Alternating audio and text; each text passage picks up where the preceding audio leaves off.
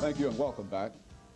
The topic is the first anniversary of the 30th year of the student sit-in reunion here in Nashville.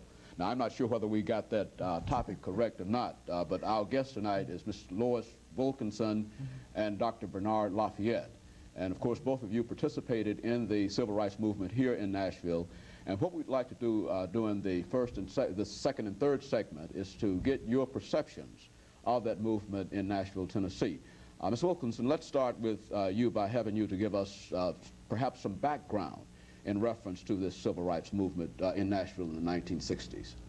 Yes, I was privileged to participate in some of the pre-sit-in activities, and that is sort of setting the climate for the coming sit-ins. This really started in the late 50s when the Nashville Christian Leadership Conference was organized, which was the local arm of Reverend King's Southern Christian Leadership Conference. That was organized by a group of people at the First Baptist Church, Capitol Hill. I have minutes from that first meeting. And so all of this was directed toward enforcing the Brown versus the Board of Education decision quite early. Is that what we're saying? Well, actually, the Montgomery boycott had already been, and that had been a success.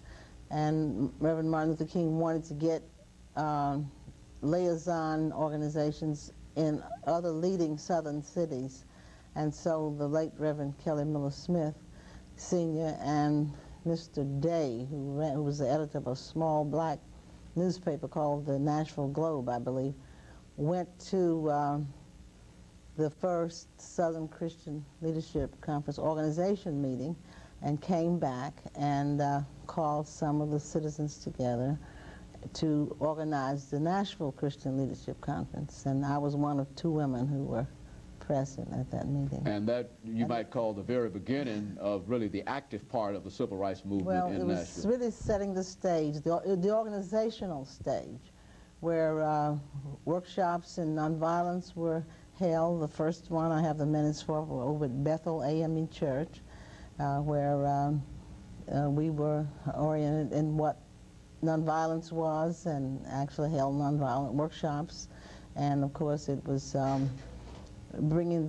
organizing the ministers and all that would participate in, at that time, I don't know whether they knew that they would end up in sit-ins, but they wanted to do something about the condition of segregation and to work toward desegregation. Very good. And I would imagine, Dr. Lafayette, you were a student at that particular time. Now, were you active in the sit-in movements during that time, and what are some of your perceptions of this early movement? Yes, I was a student at that time in 1960. In fact, I was a student at the American Baptist College here in Nashville, and we started attending these meetings that Ms. Wilkinson referred to. These were workshops that were started by the Nashville Christian Leadership Conference, and Jim Lawson conducted them, and we participated in the early stages. So actually we had sit-ins in Nashville prior to 1960. And we would go down and we would test some of the facilities and to see what the reaction was, and we'd come back and discuss our experiences there.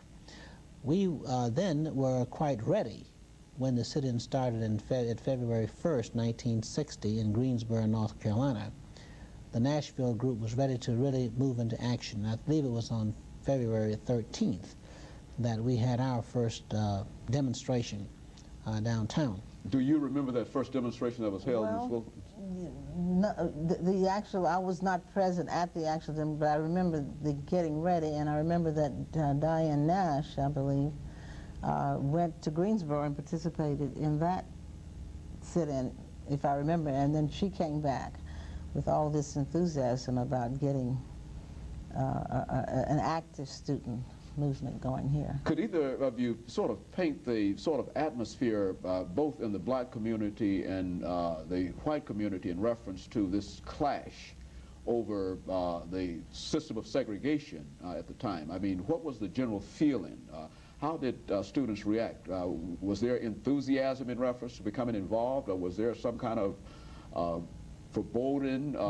Exactly what was the general atmosphere? If you recall, the Montgomery bus boycott had already happened, and that had gotten around, and we'd seen films and movies and heard about it, and Reverend King had come here to the Nashville community, came to Fisk, I remember, to raise money for the Montgomery bus boycott. So everybody was very proud of what had happened there, and there were persons here who thought we could do something here then about getting better accommodations, public accommodations. And so the students, of course, with learning about what had happened in Greensboro and all, were anxious, and having had the workshops about nonviolence, were sort of anxious to, and Dr. Lafayette can tell you more about that. But I'll just say that some of the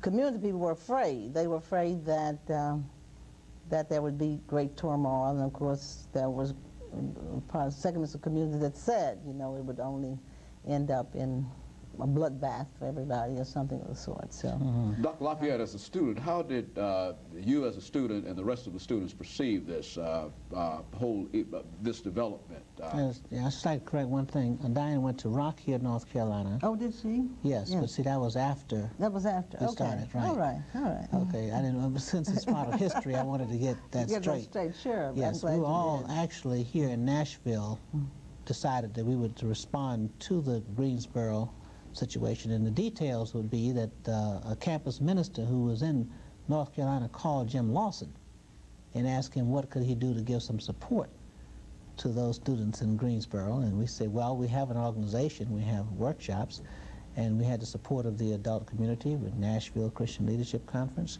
So we responded immediately with a sympathetic demonstration. Well, it didn't take long for us to realize that we need not be just totally sympathetic with Greensboro, because we had the same problem in Nashville. So on our way back, we formed an organization called the Student, Nashville Student Movement, and we had representatives from all the colleges. And there was Meharry had representation, Tennessee State University, it used to be Tennessee State A&I in that period, the American Baptist College and Fisk University, and eventually we had students from Scarrett and Peabody and, you know, the other schools. We did have some exchange and the high students. Schools. And definitely the high schools, yes, from all segments of the community. One of the things we really enjoyed, which I don't know is the case for other places, we had the absolute support of the Nashville adult community, the businesses and the churches. I never forget, we were arrested the first time on a Saturday, and by 6 o'clock the next morning, over 100 ministers had met that morning, on a Sunday morning, prior to their service, and raised how much money? Enough money to pay for all of our bail. Okay, well, I tell you, we're going to have to break it here for this segment, but when we come back, we'll talk about some additional aspects of that movement, and we'll look at the movement not only in Nashville, but the impact that it had throughout the South. And we'll be back with you following this commercial break.